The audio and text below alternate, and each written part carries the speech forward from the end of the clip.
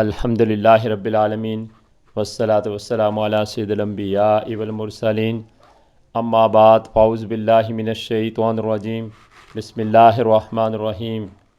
محترم ماؤں، محترم بہنوں، محترم بیٹیوں، السلام علیکم ورحمۃ اللہ وبرکاتہ۔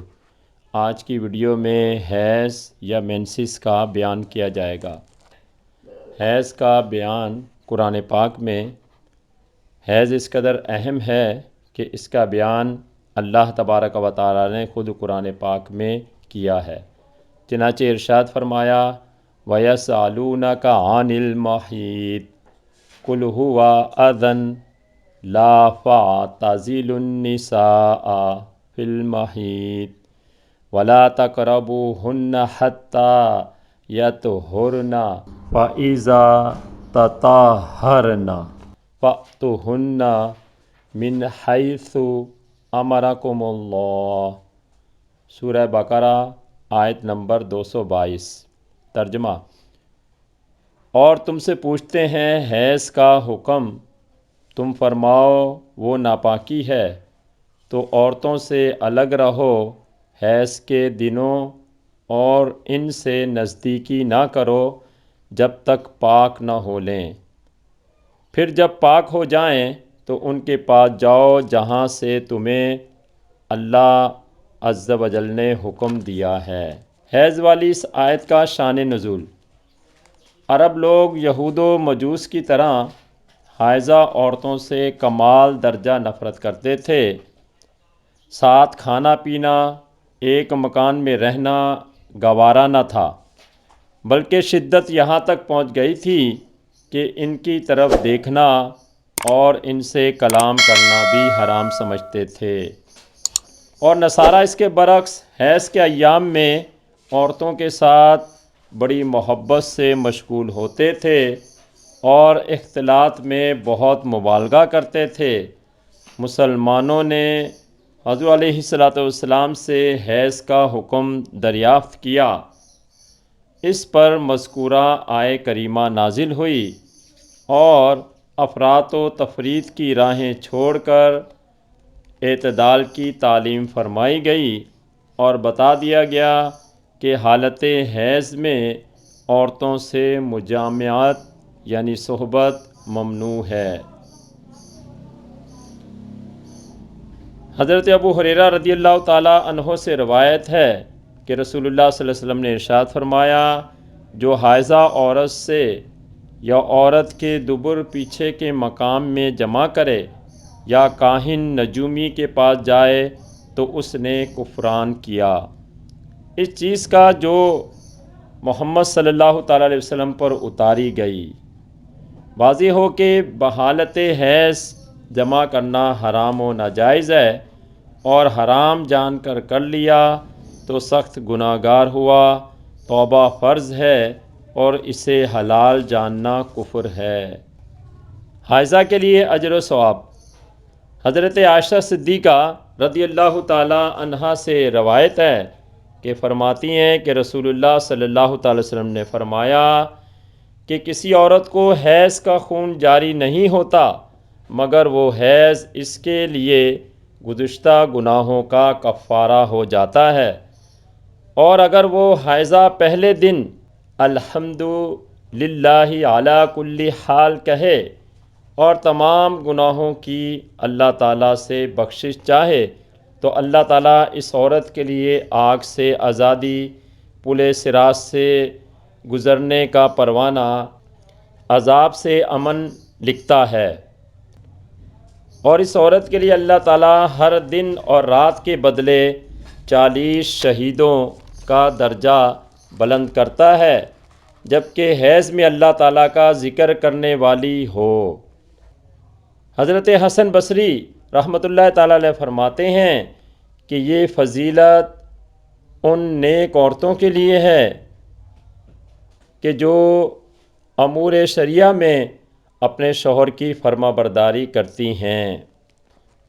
حیض کی حکمت: عورت بالغہ کے بدن میں فطرتاً ضرورت سے کچھ زیادہ خون پیدا ہوتا ہے کہ حمل کی حالت میں وہ خون بچے کی غذا میں کام آئے اور بچے کے دودھ پینے کے زمانے میں وہی خون دودھ بن جائے۔ اگر ایسا نہ ہو تو حمل اور دودھ پلانے کے زمانے میں اس کی جان پر بن جائے۔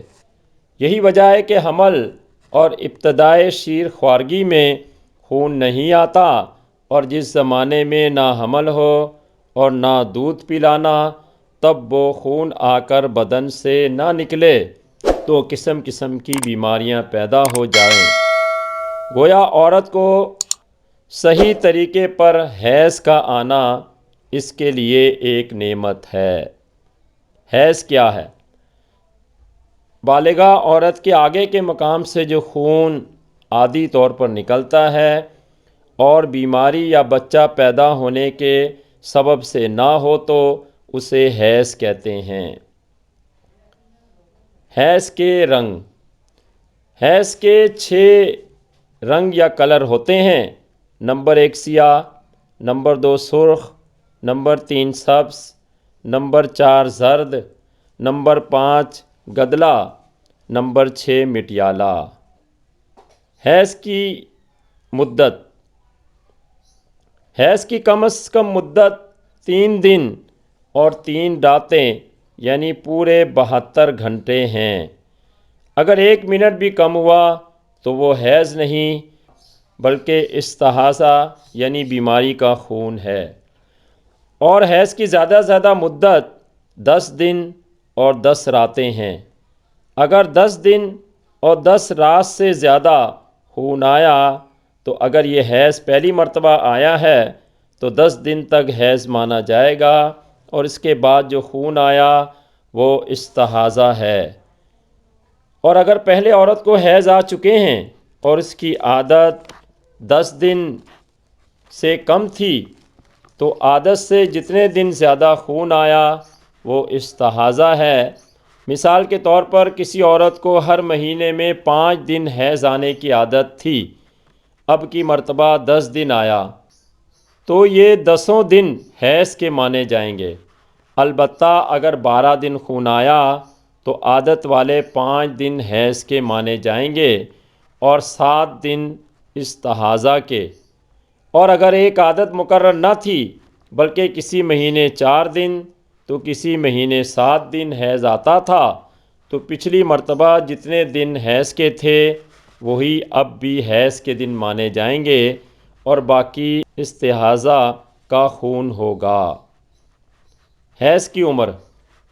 حیض کی کم از کم عمر 9 سال ہے، یعنی جب عورت 9 سال کی ہو تو اس سے حیض شروع ہوگا، اور حیض آنے کی انتہائی مدت 55 سال ہے۔